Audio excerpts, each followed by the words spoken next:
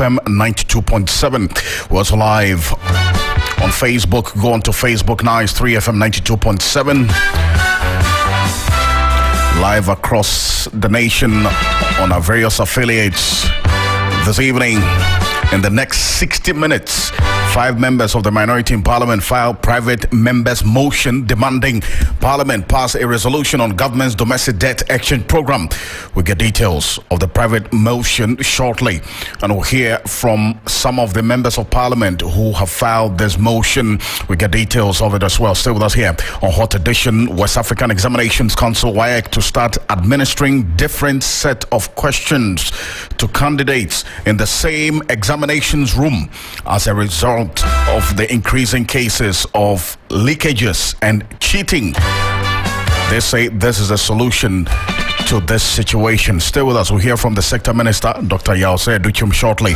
Also coming up, we'll tell you why University of Ghana laying on its management not likely to grant the appeal by Parliamentary Select Committee on Education on their residential policy. All these and more in business. Finance Ministry Capital Market Regulator SEC silent on the controversial conversion of bonds to treasuries 3 days after releasing the debt exchange results. Abdul Sani joins us with all the details in the world of business. Stay with us here on Hot Edition on 3FM 92.7, and also we'll give you updates on what's happening in sports and entertainment and also across the world, and the updates on Turkey as well. We understand the death toll has hit 43,000. We'll give you details. Stay with us. I am Alfred Ocansey.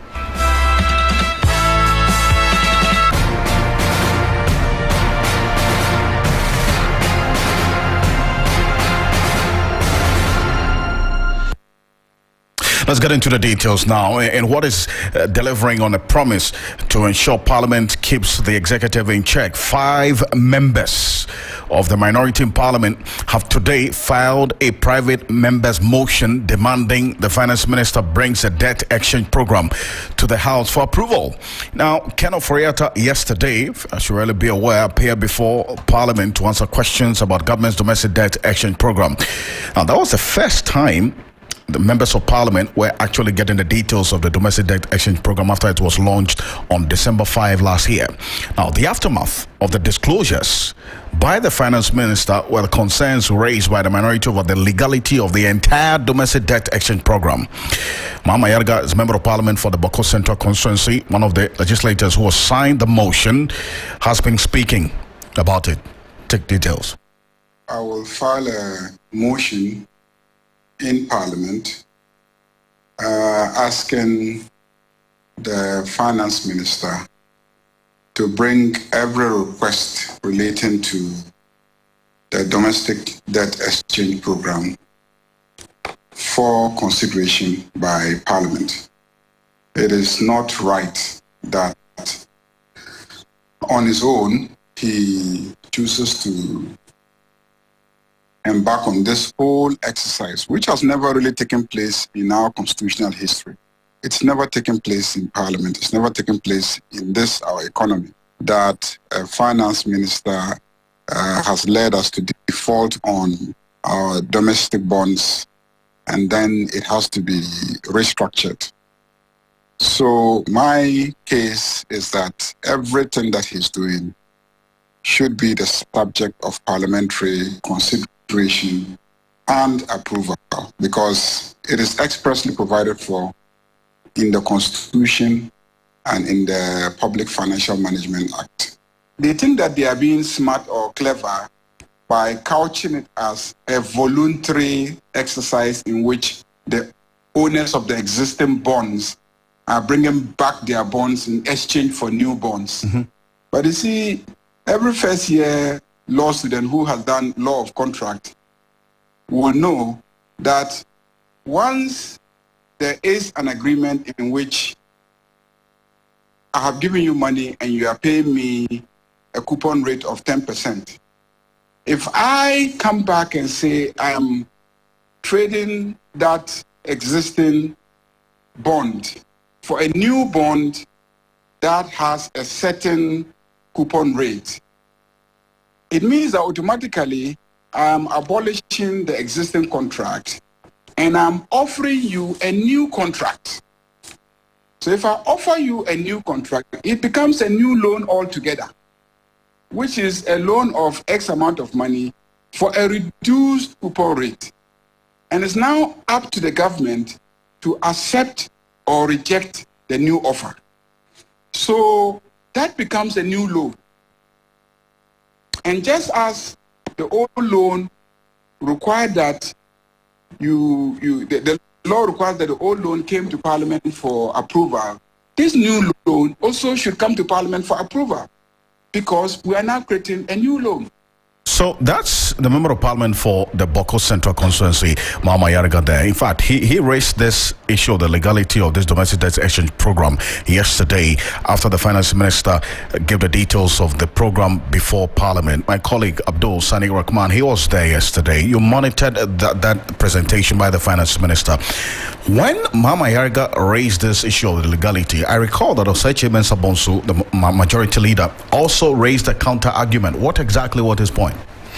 Well, he's trying to say since the country has given the power to the finance minister to contract loans on behalf of the country, and this, according to him, is not new loans the country is contracting. It just the terms of the loans that are being adjusted to help the country address its economic crisis. So he's of the view that it's not new loans. These are loans that Parliament has already approved for the government to pursue. So he doesn't see the need for Parliament to now look at the new terms or the revised terms the government is proposing to the bondholders before they can move ahead with this. And he's citing examples that in other countries where some of these arrangements have been executed, it didn't take the intervention of Parliament to approve or downplay these proposals before it went ahead. I see. So, but what we're getting to know now, if what the Honorable Mama Yaga is what he's saying is anything to go by, the old loans that are being swapped for these new loans under the domestic debt exchange program did not actually go to Parliament, and that is also another issue altogether because it violates the Article 181. Clause 4, 5, and 6 of the 1992 Constitution, which also demands that all of these loan agreements in any form, including bonds, should go through Parliament. Yeah, so just to corroborate what you are saying, and I quote, he says, changing the terms and conditions of the bonds amount to contracting new loans with new legal arrangements and must be brought to Parliament for approval. And that certainly is true. As to the legality, we will leave it to the legal brains to have that kind of dialogue. But certainly this is a new arrangement you are doing because the coupon rates have been altered, the number of years to be paid have been altered, and the fact that the finance minister or the government is committing the country to make these hefty payments within the next 5 years. You understand? Because some of these offerings, we know the maturity have been reduced from 15 years to 5 years. It means in the next 5 years the country should be looking for amortization and of course interest payment on these loans, which are quite hefty. It may require the intervention of Parliament to look at it and see whether the country would have the capacity to execute these arrangements and honor these obligations in the next 5 years. So it's a bit confusing, but Mahama Yarga certainly has a point there that we need to take a look at. Great stuff. Abdul Sani, thank you so much. He's with the 3 Business desk and is going to be joining us shortly with all the details of the business news. Let's go straight to Parliament, and my colleague Komla Kluche, who is our Chief Parliamentary Affairs Correspondent, is joining us and has been monitoring this private member's motion that we understand has actually been laid before Parliament. Komla, thank you so much. Now, we're getting details of this private member's motion, but tell us, you've been talking to a number of the members of Parliament, 5 of them who are behind this. What have they been telling you? Okay, so on the face of it, yes, they have not filed it yet. They have appended their signatures to it.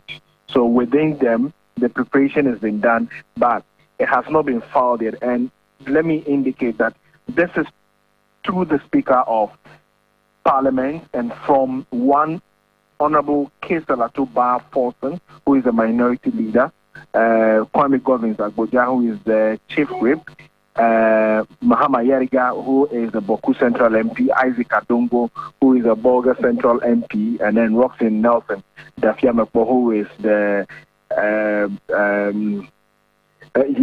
he's a member of the Constitutional, Legal, and Parliamentary Affairs Committee of the House. He's also the South Dai MP. What it is that they are seeking, and this is the subject of it, that the notice of private members' motion that this Honourable House requests of the Honourable Finance Minister to lay in Parliament government debt restructuring program for consideration humbly submitted. This is what the caption is. Now, if this is admitted by the Speaker, and yes, of course, yesterday when the Speaker was chairing the proceedings that had Ken Ofori-Atta appeared before the House, Speaker said there's no motion before him, but then he's assuring both sides of the House that whichever motion comes before him in that regard, he will admit it. The Speaker, once he makes the technical requirements of a motion, the Speaker has no choice than to admit it. And once the Speaker admits it, the Table Office needs to do a programming of it, and then they will have to go into it, and then they take that motion. If it's taken, what it means is that they will be demanding of Ken Ofori-Atta not just beyond the words that he came to speak on the floor yesterday, but further details to which he will be held accountable for on what the debt restructuring is that the country is going into now.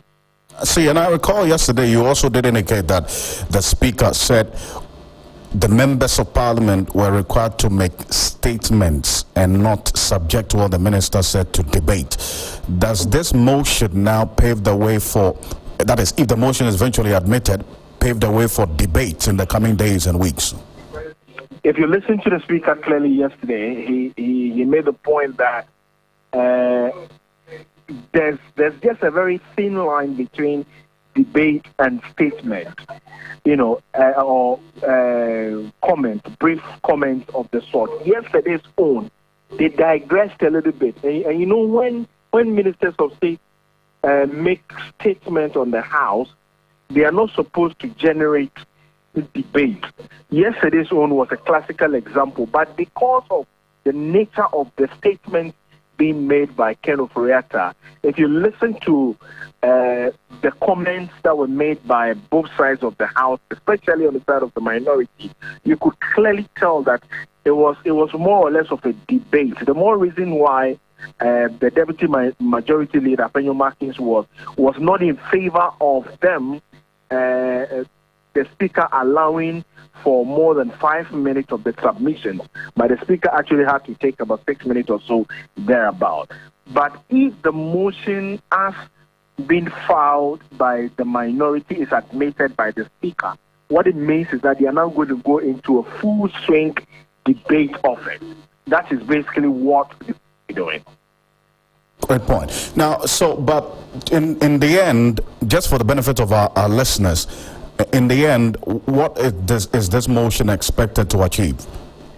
So, in speaking to a member of the Finance Committee and the whole Central MP, Benjamin Ikodo, yesterday for an explanation to this, he tells me that yes, there were some ingredients of the debt restructuring that the Finance Minister did not give, and there were some that he gave that the details were not so much. But with this, what it means is that Parliament is going to be holding him to this nitty-gritties of the debt restructuring. If you recall yesterday, Kessel Atuforsen was indicating that some of the things they were knowing for the very first time, and if they are knowing it for the very first time, they would be demanding further particulars to this. Now, if they demand further particulars, what it means is that they will then be holding Ken Ofori-Atta to it by strict proof, and also ensuring that the debt restructuring goes strictly according to what he provides the House, or what is in possession of the House in terms of the documents that he'll be laying and then the arguments that he'll be advancing. And also, if both sides of the House come to an agreement or come to a conclusion that or a resolution of the sort which Kessler Atuforsen was really asking for, then it means that Ken Ofori-Atta will be held strictly to that when it comes to accounting for all of this. Komla, I appreciate this detail. Thank you so much. Komla Kluche is our Chief Parliamentary Affairs Correspondent, giving us details of this private members' motion, which, from what we've gathered now, some 5 members of Parliament of the minority have filed this motion, and in fact these are the persons behind this private members motion, seeking to compel the Finance Minister Ken Ofori-Atta to submit the domestic debt action program to Parliament for approval. They are of the view that as representatives of Ghanaians, as members of Parliament, they must necessarily have an input in the program. The Honourable Kessler Atuforsen is number 1. The Honourable Governs Kwame Agboja the 2nd. The Honourable Mama Yaraga the 3rd, the Honourable Isaac Adongo, and finally the Honourable Roxanne Nelson Dapiamepo. These are the 5 members of Parliament who have filed this notice of private members motion that, quote, the Honourable House request of the Honourable Finance Minister to lay in Parliament government's debt restructuring program for consideration, as humbly submitted. In fact, when you go on our Facebook page, that's 3FM 92.7, you'll see a copy of this private members motion that was indeed submitted by these 5 members of Parliament earlier today in Parliament. So that's the detail as we have it. The Honourable Roxanne Nelson Dapiamepo, who is one of the 5 members of Parliament who have indeed given this notice of the private members motion, is joining us on the telephone. Honourable Dapiamepo, thank you so much for your time on Hot Edition. This is Alfred. First of all, let's start off from this. Exactly what are you demanding through this private members motion you have just given notice of? Thank you very much, and good evening to your listeners. First of all, the government indicated to Parliament that the terms and conditions of this policy that they are embarking on, the debt restructuring program, will be brought to Parliament for consideration. Now, we had a lot of engagement by government with representatives of Association of Pensioners, representatives of banks in this country, representatives of insurance companies, and such other coalition of domestic bondholders in this country. No engagement since the presentation of the 2023 budget and its approval have been had with Parliament. So sometime last week, the matter was raised by the Honourable Kujeto as an urgent matter that demanded some briefing by the Finance Minister. After some dilly-dallying, that happened yesterday. Your media liaisons officers were in Parliament yesterday. The Minister came with a statement. That statement contained practically nothing regarding the terms and conditions of such a major policy to restructure in excess of 95 billion Ghana cedis of debt that government owed several entities and thousands of individuals. And so, pursuant to Article 181, clause 3 and 4 of the Constitution, we demand the laying in Parliament of the terms and conditions of this program. Indeed, we are asking for the entire debt restructuring program, including the external and the domestic debt, to be laid in Parliament. The terms, the conditions, whatever conditions are external upon this policy, should be brought to Parliament for members to consider it and take the necessary action. That is the essence of the motion that we filed today. So this is not even just limited to the domestic debt exchange program. You want the external debt or the details? The entire debt restructuring program by government. It has to be brought to Parliament pursuant to Article 181, clauses 3 and 4 of the Constitution 1992, and pursuant to Section 56 of the Public Financial Management Act 2016 as 920. These are serious statutory provisions and constitutional imperatives that ought to be complied with in matters such as this. When this question of the legality of this entire domestic debt exchange program came up, the majority leader, MP for Swami, Osachi Mensah Bonsu, made the defense that the first bond, which is the old bond, did not come before Parliament. So why this? I want you to take a listen to him, and then I'll give you demand a response from you. The public can give you. Mr. Speaker, I thank you, and I thank you for the opportunity, and I believe all of us are wiser today after hearing the Finance Minister on this domestic debt exchange. I now want to talk about the legalities that my colleague, the Honorable Mahama, raised. I disagree with him completely, because this is not a new loan that is being contracted. I disagree with him totally. It's not a new loan, but we can have another platform to debate that. So let's understand this. The old bonds that are being exchanged for the new bonds the finance minister is offering under this domestic debt exchange program, did it come before Parliament? Does it really matter in the larger scheme of things? Every single bond that was floated in this country, for which citizens and foreigners participated, came to Parliament, either by being part of the annual budget that will be presented, or as part of a financial agreement that would have been presented in Parliament. And so if the original terms of a financial instrument or a financial agreement came to Parliament, and it was and based on those terms, original terms and conditions, they were approved. And government is now seeking to go back and renegotiate those terms. Why would anybody in the wildest imagination say that Parliament should have a say?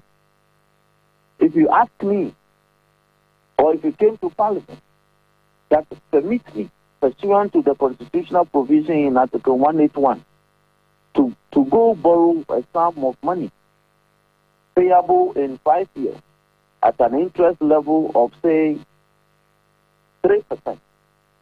And I agreed. And you take the money and you claim that you cannot repay. You are going back to the lender of money to renegotiate the terms. Is it not proper that you go back to the person who granted you the permission under law to do so?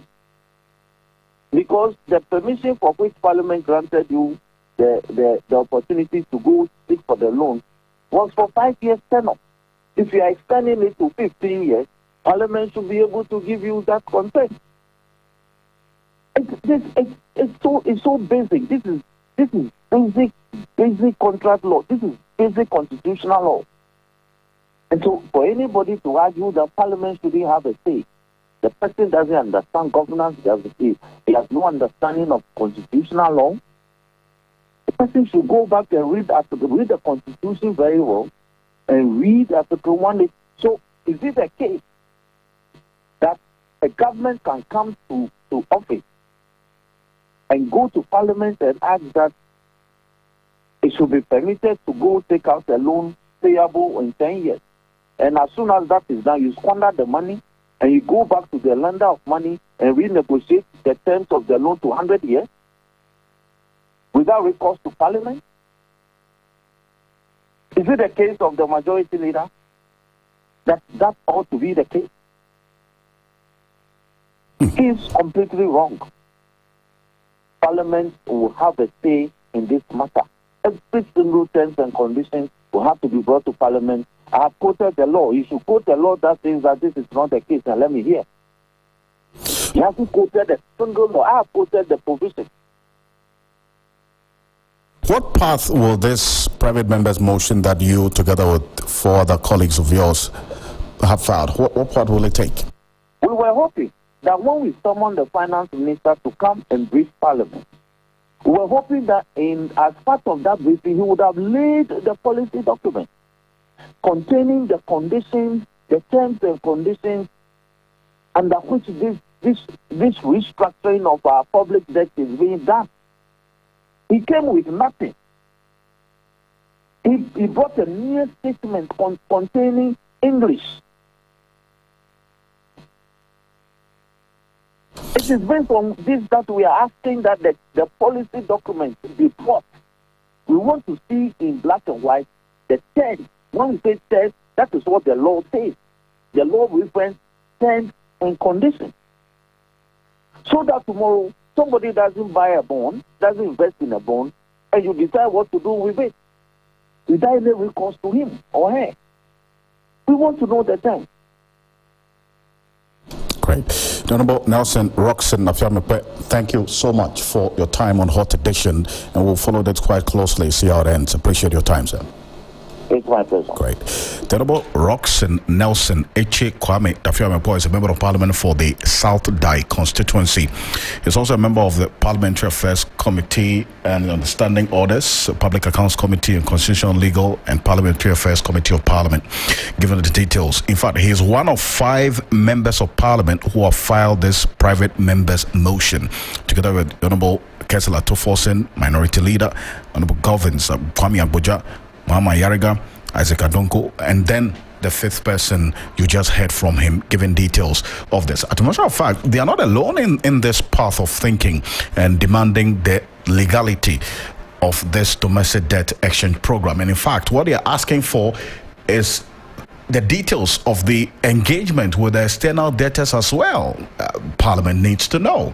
So here is a former Attorney General and Minister of Justice of the Republic of Ghana, Ghana's immediate past High Commissioner to Canada, the Honorable Ni Ayikwe Otu, also sharing his thoughts on this, seems to be agreeing with Mama Yarga and the minorities' demand for this domestic debt exchange program to go before Parliament. Take a listen. Well, my view of the matter is that the minister is using the word voluntary. He is not saying that I am varying anything. If you recall, usually bonds are issued by government. So it is the issuer of the bonds who is saying that, look, I want you to exchange what you have already with different bonds, and that is going to be voluntary. You do recall at the start of all this that the Attorney General offered an opinion saying that the sanctity of contract must be respected, and that there was no way the government on its own could make changes to the terms of the bonds. I believe government listened to that one and therefore refrained from going all out to do its own thing by now asking the bondholders to come in and do an exchange with new ones that they are now offering. To that extent, I do not think that the terms were changed unilaterally. It was a voluntary thing of exchanging the old bonds that the people have already entered into with the new ones. My wish is that the so-called voluntariness of the program was seriously affected by the language used by some deputy ministers that, well, you are free to sign on, you are free not to sign on, but for us, we cannot guarantee, if you like, that maybe when your bonds became due, you would get the full value and all that. There was some fear and panic which was put in the people, so that it took away, in my view, the voluntariness of the whole thing. Now, but when you come to the 59 and above, the pensioners, I believe that a close study of what was offered would show that whilst at the start, it was as if they were all to wait for maybe 10, 12 years before going for money, for their monies. This one seemed to be saying that, look, and then the earlier one, which also said that there was not going to be any coupon payment in this year, 2023. All those things changed. What they are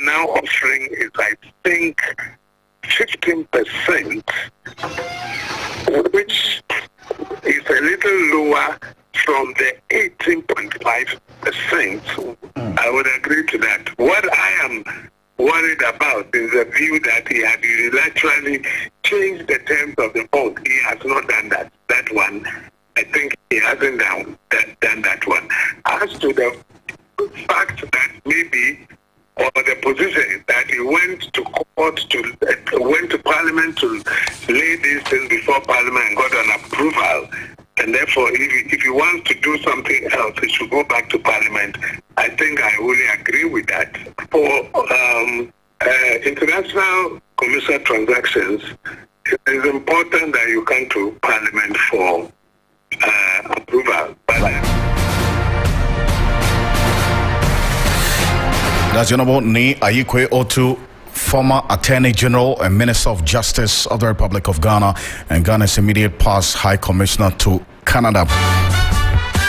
Also agreeing with the calls for Parliament to at least have an oversight on this domestic debt exchange program and our engagement with external debtors as well, which the minority, as a matter of fact, is asking for. And 5 members of Parliament belonging to the minority side have already given notice of a private member's motion. It's some 27 minutes to the hour here on Hot Edition on 3FM 92.7. We're also live on Facebook. It's 3FM 92.7 across all network as well. You can find us on Kesme 107.1 in Tamale and beyond. Let's get into education now. We've been monitoring what's happening so far, and beginning this year, candidates who will sit for the final year examinations administered by the West African Examination Council in the same exam hall will answer different set of questions. Now, the Minister for Education, Dr. Yao-Osei Duchum, who disclosed this in an exclusive interview with Roland Walker, says the move is part of efforts to eradicate the canker of examination leakage in the country. WAEC has come under scrutiny in recent times following series of examination leakages amid calls for total overhaul of the examinations body. Minister for Education, Dr. Yao-Osei Duchum, believes that this measure would go a long way in tackling the issues of examination malpractice and leakages. We have put an end to the perennial examination leakages that confronted BECE exams in this country. When the president charged me to find a way to end it, I went to work. We brought about best practices from around the world called serialization. 2 years ago, on the BECE, different regions had different questions, even though it's the same level of difficulty. People who used to sell the questions online saw that their market was gone. They pulled down their website. Because some people who bought it were in Accra, but they bought the questions for Ashanti region. Therefore, it didn't show up. Just this past year, every examination center had different set of questions. In the coming examination, within the same examination room, students are going to have different questions. It will be a game changer.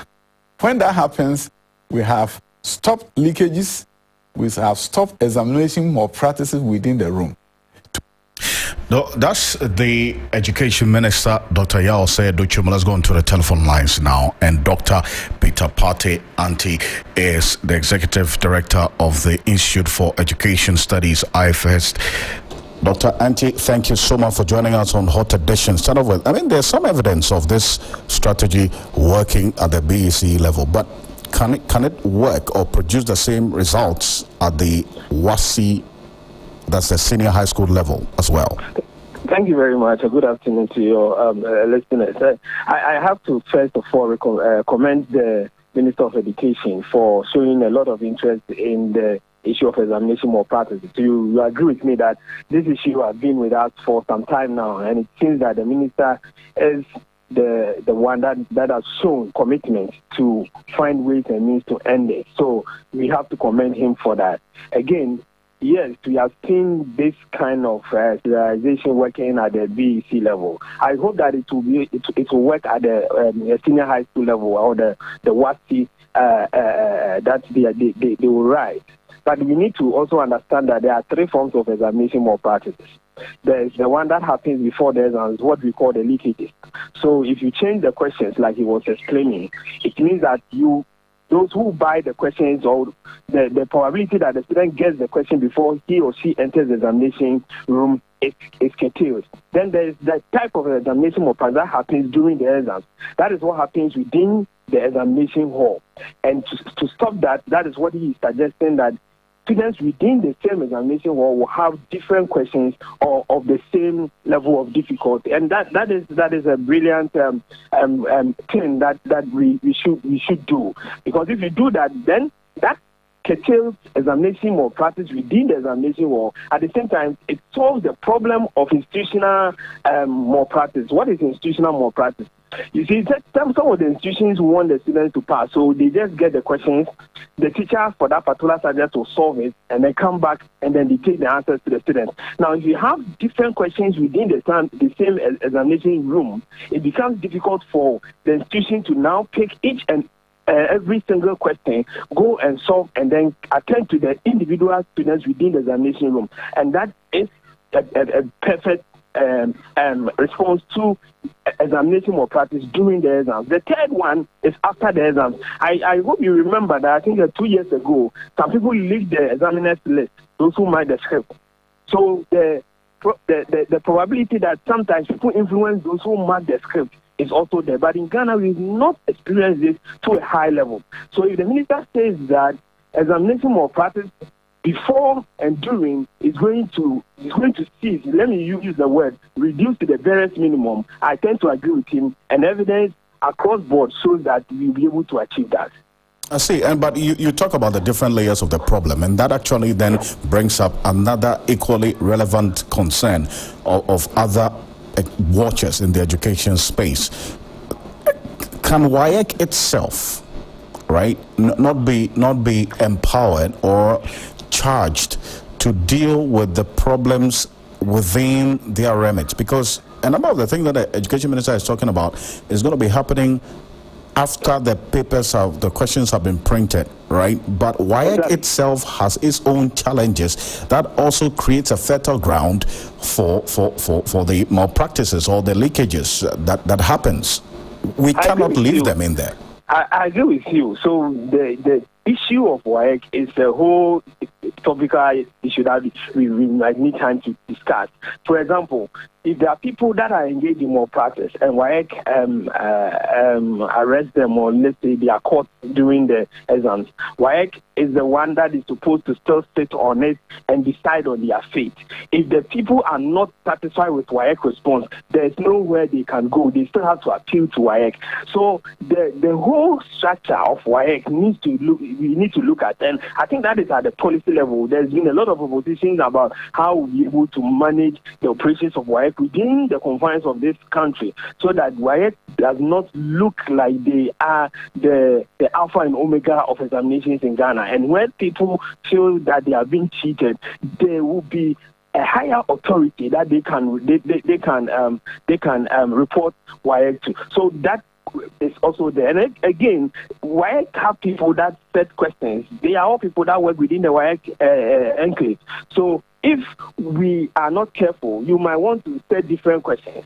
But if the people within the WAEC structure are not, if you are not careful and they leak those questions, then you have different questions, but still they will be in the system. So I agree with you. We need to look at the structure of WAEC. We need to look at the punitive measures that WAEC melts out to students who are found of engaging in examination malpractice and other things.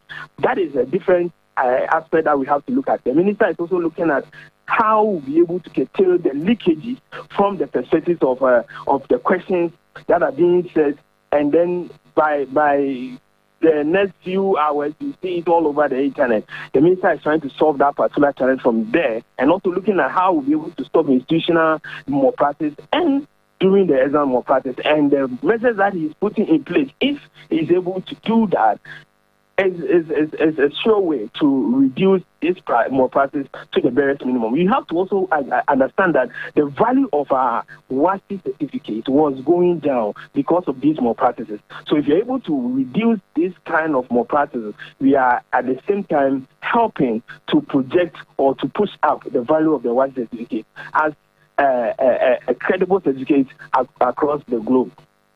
As a matter of fact, Dr. Ante, thank you. When we spoke to the education minister earlier, he also charged WAEC, and I just wanted to take a listen to this whole roundup. Okay.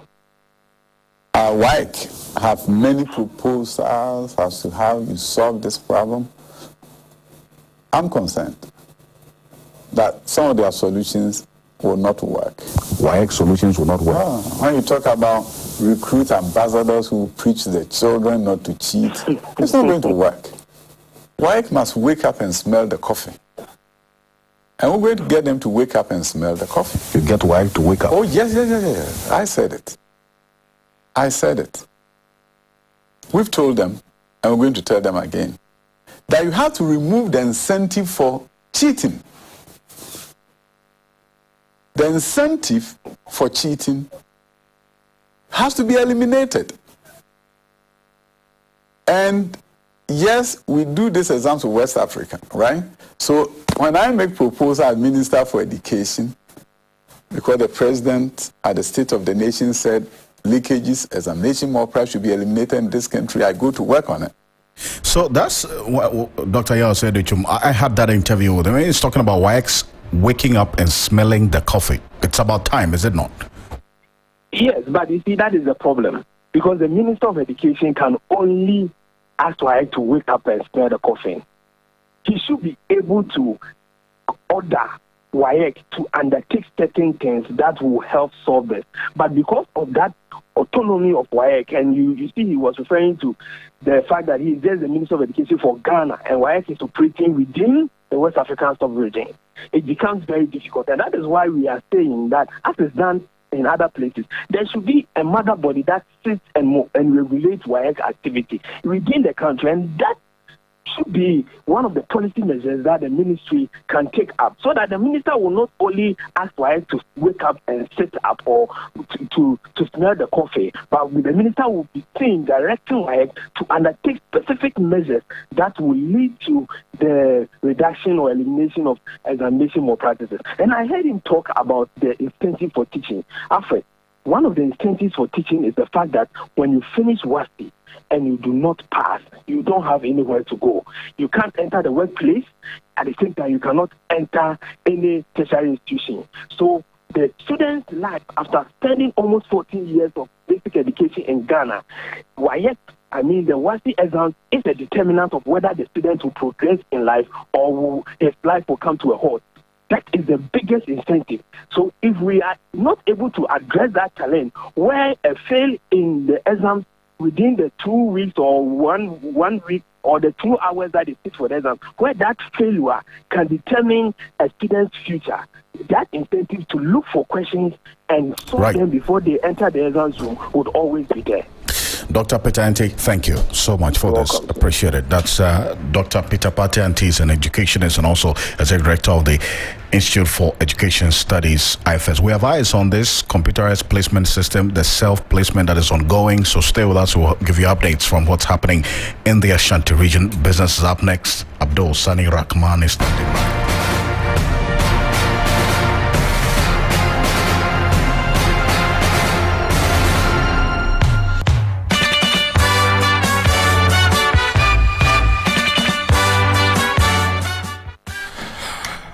Business this evening, the Securities and Exchange Commission and Finance Ministry are yet to explain the circumstances under which some bonds were converted into treasury bills. Finance Minister Ken Ofori-Atta was in Parliament yesterday to brief the House on the domestic debt exchange, but was silent on the controversial subject. In the following reports, I take a look at the questions being raised about the transaction.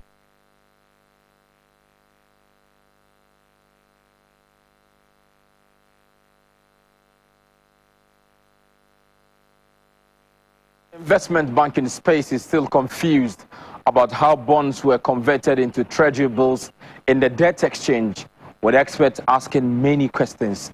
The market wants to know the said group of bondholders and why that special treatment when it wasn't given to the most vulnerable, like the pensioners and retail investors in the collective investment scheme. Also, at what value was the conversion done?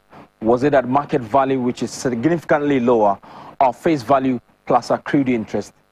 This is because we know market prices have fallen considerably, so it will only make sense to the state if the conversion was done at market value.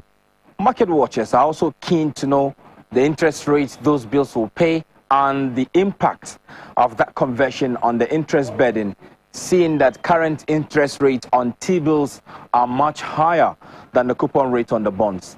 It is essential to know the total value of the bonds converted into T-bills when they are maturing and how that impacts the government's total debt servicing. This is because T-bills imply the full face value will have to be paid under 1 year. Quite surprising, because in all the negotiations, the finance minister insisted the government didn't have enough fiscal space to make payments in 2023. So why allow bonds with longer payment period to be converted into T-bills, which requires you to pay within 1 year? Indeed, some clarity is needed. Meanwhile, Finance Minister Ken Ofori-Atta has reassured pensioner bondholders that their bonds would not suffer due to the exemption granted them. Mr. Ken Ofori-Atta said signing on to the debt exchange was voluntary and those that opted out will not be discriminated against. The Finance Minister made the remarks when the Pensioner Bondholders Forum visited the ministry to say thank you for their exemption. We all need to get that clear, that the debt exchange program was never coercive and always remained voluntary for people to make their decisions whether to join the program or not. We then, as you know, went on to offer an alternative. That one was free to choose. And if you look at the resolutions we came to, senior citizens and retirees then were offered the best status.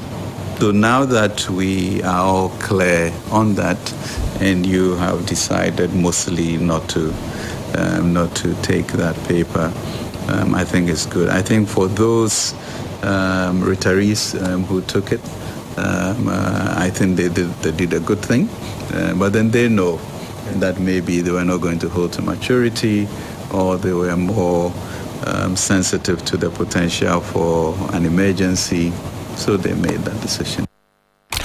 Meanwhile, the minister has signaled plans to cut government expenditure in the mid-year budget. The move, according to the finance minister, is to complement the debt restructuring, which intends to reduce the country's debt burden. The government has come under heavy pressure to cut spending as bondholders incur losses on their investment in the domestic debt exchange program. As the international and domestic bond markets are shut for the financing of government programs, we are relying on treasury bills and concessional loans as the primary sources of financing for the 2023 budget. We therefore, Mr. Speaker, call on this House to support the government's financing request to ensure a smooth recovery from these economic challenges. Mr. Speaker, I want to assure you that I'll come back to this August House with the necessary fiscal adjustments after the debt operation is completed for your consideration and approval. Finance Minister Ken Ofori-Atta there, ending the business news segment on the program, and my colleague has joined with the latest from the world of sports. How are you? I'm okay. Any news from the Christina Chu situation? No news yet. Okay. No news yet, but we'll bring you a lot more news when we get it. Okay. Yeah, but straight into the sports news this evening here on the Hot Edition, and let's get into the Ghana Premier League, where Mediama SC and the 2-0 win over Legon Cities and have moved up to 6th place in the Ghana Premier League. Nuruddin Abdullahi and Joshua Ajiman scored for the Moves and Yellows. But on the other hand, it's Mediama who have opportunities. Pass late through the middle. It could be goal number 2 for Mediama.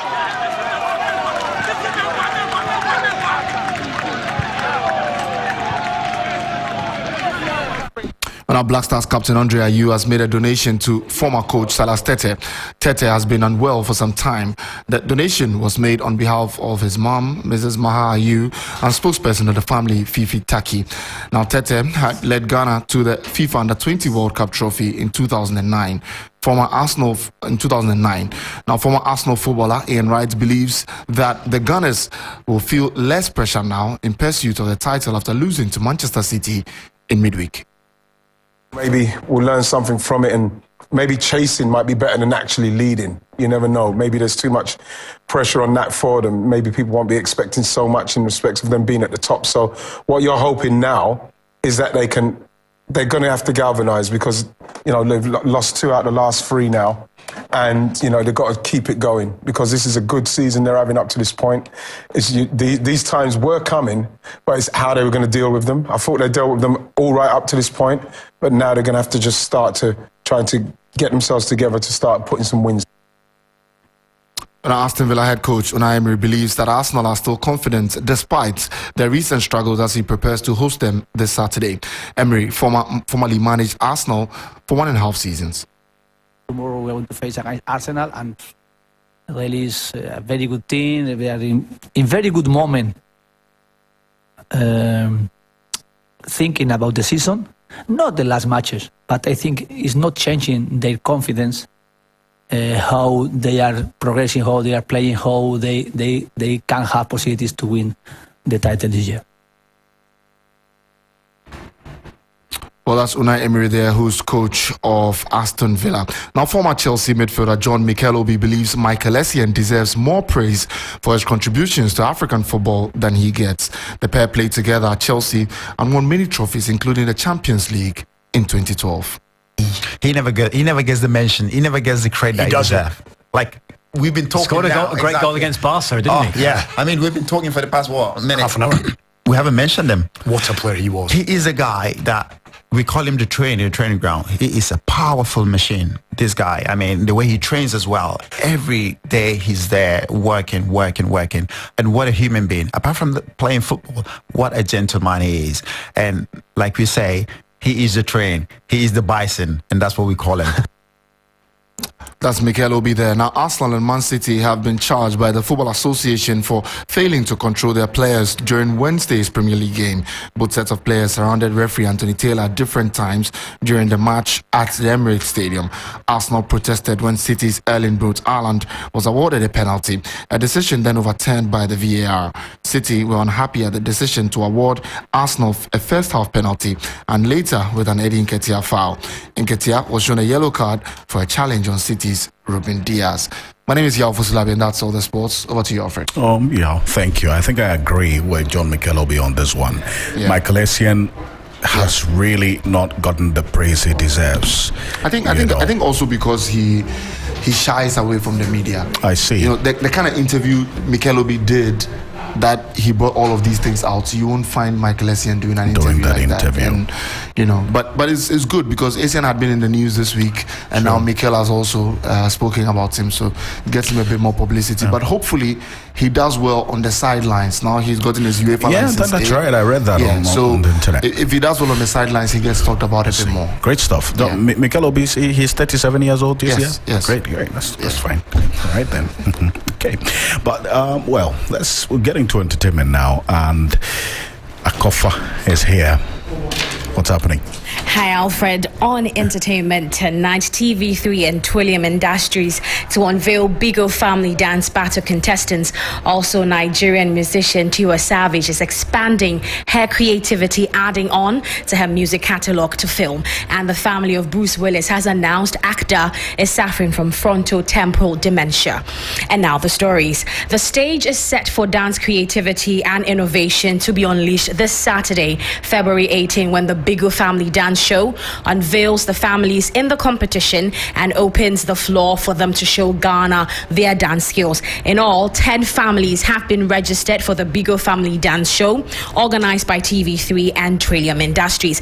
Now, the Bigo family-oriented dance reality show on Ghana's leading television station, TV3, seeks to bring together families in a group of 4 to compete in a highly competitive and entertaining dance contest. 4 families will have to battle battle their way to the grand finale after 6 evictions.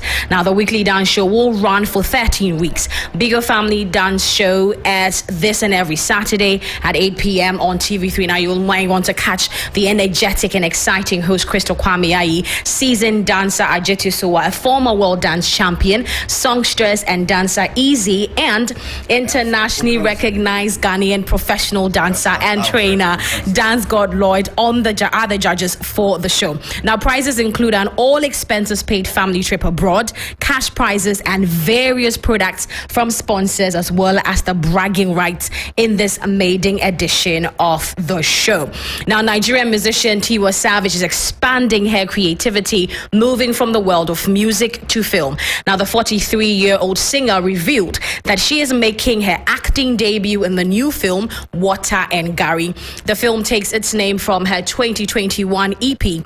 Taking to Instagram to make the announcement, Tiwa Savage revealed that she co-directed the movie with popular Nigerian director Meji Alabi. Sharing some snaps of her on set, she wrote, "This is about to be an iconic moment. My first calling and co-directing debut with the GOAT at Meji Alabi." Now, the film, the website revealed, was shot in Cape Coast in the central region of Ghana and produced by the African production company Unbound Studios and its subsidiary JM Films. Finally, before I go, the family of actor Bruce Willis has announced in a statement that the 67-year-old is suffering from a form of dementia called frontotemporal dementia, or FTD for short. They express their deepest gratitude for the incredible outpouring of love. U.S. singer and actress Queen Latifah wrote in a post on Instagram, "God bless you, my brother. We love you. All the best. Thank you and your family for all the entertainment." Now, Aaron Paul, who starred in America's Breaking Bad TV crime drama, said Willis was such a legend, adding, "Love you so much, my friend." And Willis became a household name in the 1980s and 90s after starring in blockbuster films such as Die Hard, The Sixth Sense, Armageddon, and Pulp Fiction. He has also been nominated for 5 Golden Globes, winning 1 for Moonlighting and also 3 Emmys, where he won 2. My name is Akof, and that's how we wrap up on entertainment. That's super. Willis. Yeah, Bruce Great Willis. stuff. Yeah. Yeah, he was on the screen right now. No, you did mention earlier in the bigger. Man. Do you dance? I do. You haven't seen my dance moves? No. It's your dance that make. Oh no, I don't want to see you dance. Oh, really? I have seen some photos. They're not good. No, photos don't tell the story. No. Wait for me to show you the real deal. You know, the moment. Wait after the hot edition. No. I'm if gonna you give do you that, the people hot will edition love of my Giovanni dance. more than you. The hot edition. And you wouldn't of my want dance. that dance Do you thing. know crackings? Backslide. Seriously. I'm telling you. Harlem Shake. Too much. Yeah. Anyway. Well, thank you so much for staying with us here. But before we go, University of Ghana is likely not to grant an appeal by the Parliamentary Select Committee on Education to offer discount on fees for the 2022-2023 academic year. George Queenie was at a media briefing where the management of the Premier University set the record straight on the matter. The University of Ghana has been in the news for a while now, and management of the Premier University has met with the media and has set the record straight on the new residential arrangement and matters arising and the newly approved fees and charges for the 2022-2023 academic year. For the management of the school, the new residential arrangement is a strategy in dealing with the old age hall clashes. Successive administrations have tried different approaches to addressing this issue, and as you can see, none of them have really worked well. We are trying a different approach, which is part of the reason for the new residential arrangements that we are doing. The main thing we're trying to achieve is to spread out the students so that they are not in one place where they can easily mobilize and go for a war, if you want to say it that way. With regards to the increment in fees and charges. So that's the details of the University of Ghana's decision on the residential matter and also this fees. Thank you so much for staying with us here on Hot Edition on 3FM 92.7. We're also live on Facebook. And thank you for all the messages. We see that from you, Jacqueline Bema, and then also Peter Nanayao. Thank you for all the messages on the issues we've been talking about so far. On behalf of the rest of the team, we thank you so much for your company. Have a great weekend. Stay with us here on 3FM 92.7. I am Alfred Ocansey.